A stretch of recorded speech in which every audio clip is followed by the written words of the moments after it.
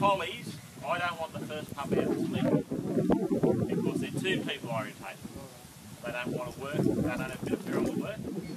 In the Kelpies, I usually like the first one out to me because there's enough work in them, you want a bit more people orientated. So you're up to two different things. Right? However, the one that doesn't come out of the kennel, that stays in the back and doesn't come out at all, doesn't make it in my world. It doesn't stay because it's just too soft. And what happens, it's not just too soft for me and the working world.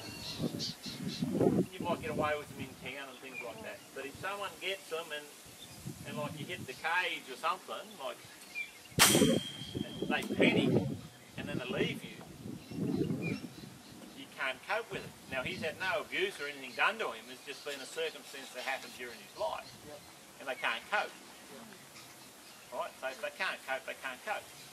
So I'd make the decision early rather than have them go off and come back and haunt me. Right?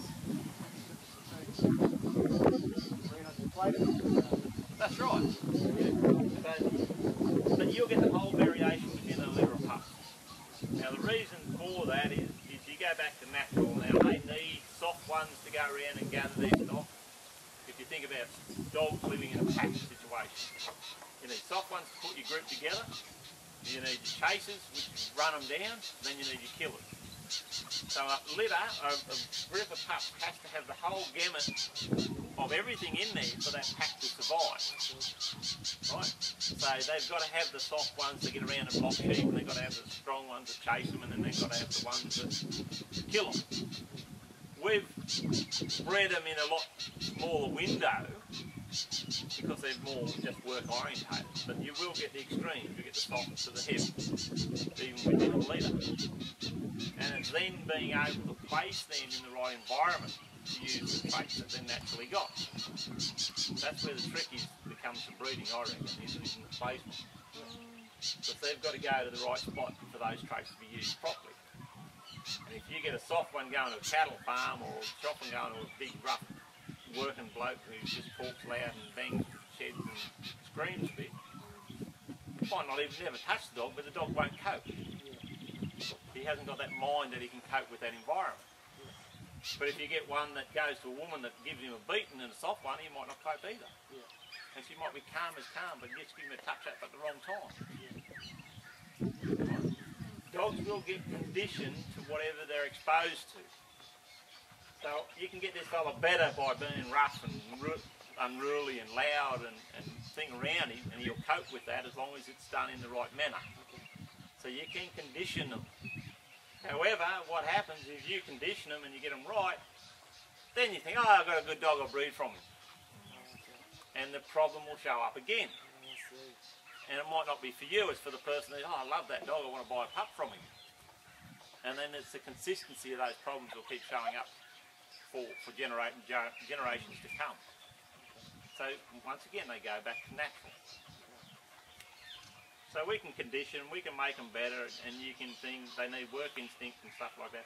I get very hard, I want the right type of work for me to move on with. And personally at the moment he's not showing me enough of the right sort of work. That's not saying he's not going to be suitable if I can get his mind right for other people. Like if I can get his mind right and get him coping and get him through the next 3 months, he'll be an article that someone can get and work with. At the moment he's nothing. He's not an article that someone could cope with, and he hasn't got enough work in him to go into a work environment. Alright? Well, you want the best tractor your money can buy, it's the same thing, isn't it? Yeah. Best car, best tractor, and hope, good boy. And there's a couple of little things about him that he does, like that. When he got worried, he just sort of slammed into his sheep. His mother is doing that, and his mother is, his bloke got him and he's having trouble with trials. She just slams into him from time to time. And it's pressure. That's how they cope with pressure.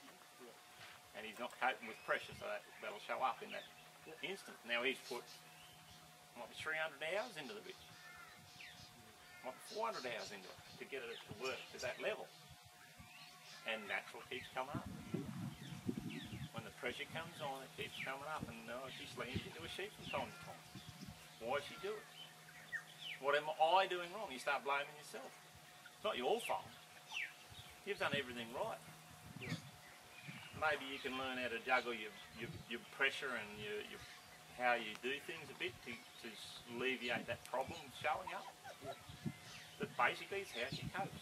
And if she can't cope, when the pressure gets too great, she falls, she races in, creates some excitement, gives herself something to do, lets the valve off, and moves forward. That's fine. They can play within a world where they can cope. Don't put them in a world where they can't cope. But even at this level, we're still looking for the next one, or the better one, or the next bit. At some point you've got to say, well, I can go as far as I can with this and be happy. But the biggest thing where happiness comes from is being able to accept what they are and live with what you've got. And it doesn't matter whether it's bloody dogs or cars or wages or that's where you are at the moment. Accept it and move on. Have fun. So it's like a draw, really, isn't it? Like, you know, if you're going to go and have a look at a litter of pups and, you know, you're just lucky. You know, you sort of got a little bit of an idea of what to look for when you... Well, it's homework. Yeah. Like when you get to the top end, you don't start with just any Tom, Dick or Harry. You go selecting 4 traits that you want out the other end. Yeah. And you want dogs that's throwing that and bitches that are throwing that.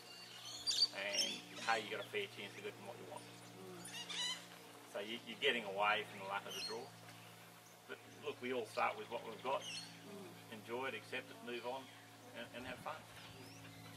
And if you get keen, or you get the bug, well then things change. Yeah. Then you start looking harder, and you start working harder, and you start looking for different things. That's just the way it is. And even when you've got the good ones, they're not suitable for elsewhere. Yeah. They're not suitable like that. He's a nice little dog, that big soft fella over there.